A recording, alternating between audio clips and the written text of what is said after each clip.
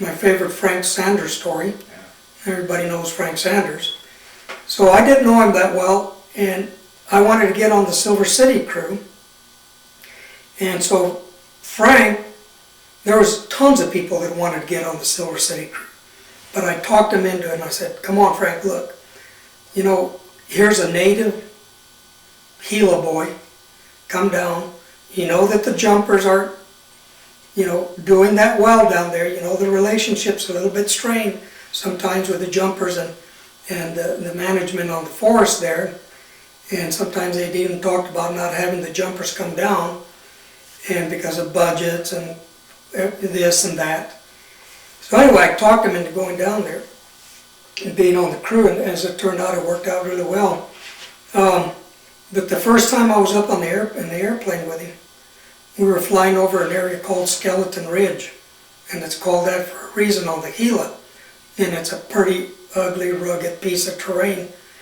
And there was a little fire there, and anyway, I was the first guy in the door, and you know, I was sitting there, and Frank, he says, well, he says, you want it? And I said, yeah, well, let's try it, see what goes up, see what happens. So he dropped streamers, and the streamers just, I don't even know where they landed, neither did he. He just took off and went off into the wild blue yonder. And Frank undid the strap, we're in the Twin Otter, and he said, okay, get in the door. And I won't say exactly what I said because we're on film, but I said, screw you, Frank. I ain't jumping out of this airplane. And he put the strap back on, and he says, good, that's what I wanted to hear. But there's no way, because I mean, there was, I don't know how much wind there was, but it was way too much. So I had a great time in Silver City on the jump crew, you know, being back home and jumping, and there was a lot of, I knew just about everybody on the forest that I grew up with, and so I think it really helped the relationship a lot with the jumper program being integrated with the forest program. It was kind of a little bridge there. Yeah. So that kind of helped. And Frank realized it afterwards, and I think he was pretty happy with his decision to let me get on the crew. So anyway, while down there, the fire staff on the Gila, his name Wayne Webb, and Don Webb, Don Webb. He was very well known for the role of prescribed fire and prescribed natural fire in the wilderness, the Gila wilderness. And so I got to know him pretty good, and I'd known him a little bit before I went to jumping. And so he said, what, are you going to be a jumper the rest of your life? And I said, I don't know. I like it, you know. It seems pretty good right now. So he told me, said, do you want to try something else? And I said, like what? He said, well, a district FMO or something like that. And I said, yeah, anything on the ground. I said, I want to be out in the woods. So he calls me up. That was in 1983. He called me up and he said, I got an opportunity for you to go to the regional office in Albuquerque as a regional dispatcher. And I said, oh boy, that's going to put me right out in the woods, isn't it? He said, trust me, it's a good career move. And I said, okay, I'll take a detail, because it was after the jump season. So I took the detail and went down there as a regional dispatcher, and right away I hooked up with a regional director, a guy named Jim Hickman, who's the director for Region 3, and had been a smoke jumper in Missoula, and he jumped several years out of Missoula going to college. So right away, he becomes my mentor. So that detail went from a 3-month detail to all winter, and what I was doing is doing a lot of training, coordinating training for Region 3, Arizona and New Mexico, out of the regional office, and not so much dispatching. Well, I went back to Missoula, trained, came back, and got back on the Silver City detail. So I'm halfway through the Silver City detail in the regional office from Albuquerque, the guys I was working with. Jim Hickman calls me and he says, would you like a direct reassignment As a PFT, I was a 13 to 13. As a PFT, PFT means? permanent full-time, Mm-hmm. GS7/9 dispatcher. And I said, well, what's going on? He said, there's a hardship case here in the regional office. He's from Missoula, Montana. We need to get him back to Missoula. And if we can do a swap, regional forester to regional forester, we can do that, but we know we have to help you out too.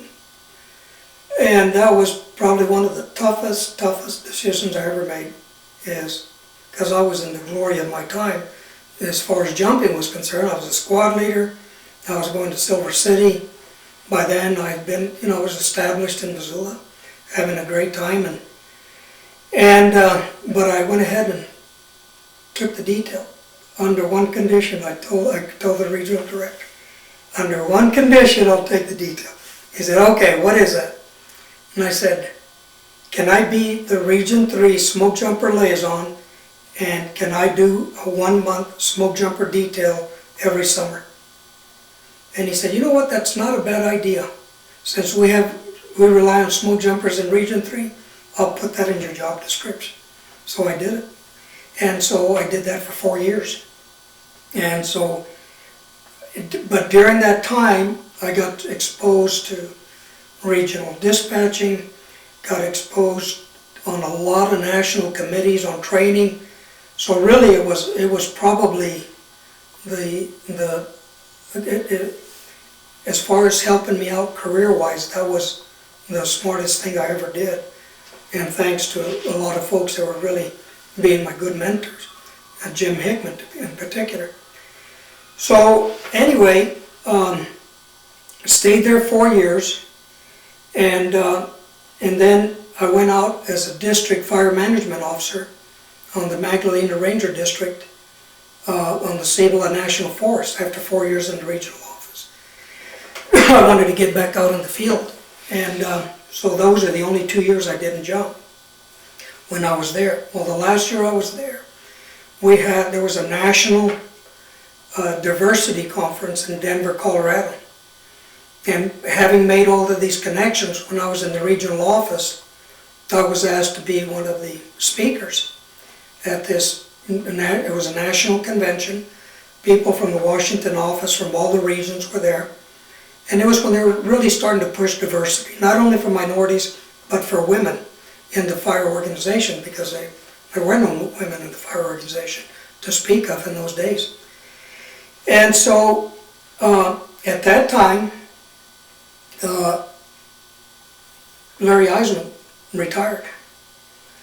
And I was a 9, they flew it as an 11-12, and I saw the advertisement, and I decided I was going to put in for it, even before this convention. When you say 11-12, a GS 11-12? GS 11-12. Okay. Well, when I was there, I met Jim Mann. And Jim Mann was the director of aviation and fire management for Region 1. And he was also from Farmington, New Mexico. He was a native New Mexican also. So I met Jim Mann, and I just walked up to him and I said, Jim Mann, my name's Gary Benavidez, and I'm going to apply for the Missoula Smokejumper Base Superintendent. And if you select me, I'll do a good job for you.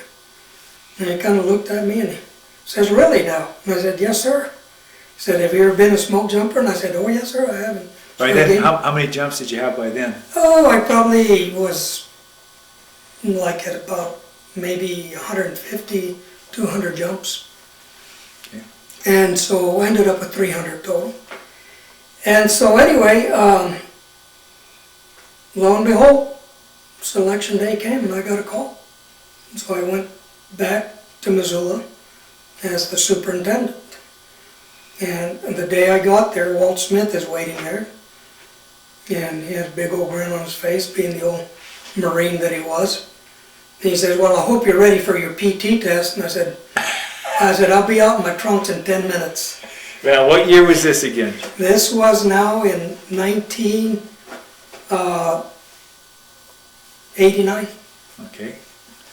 So I did. I showed up in August, the base was empty, totally empty. Everybody was on fires or going on booster crews. So Walt runs me through the PT test, and he takes me out on the units, and just did my training in about 3 days, and so I already had all my fire training, so I didn't have to I just had to get my refresher. So he says, you need your 3 jumps, you know that? I said, yeah. He says, well, you're the base superintendent. I said, yeah. He said, all you have to do is put an order in for the plane. Oh, okay. That's cool. So I got the plane out there and made a couple of jumps, and then we had a fire run. We got a few jumpers back. And it was so I think there was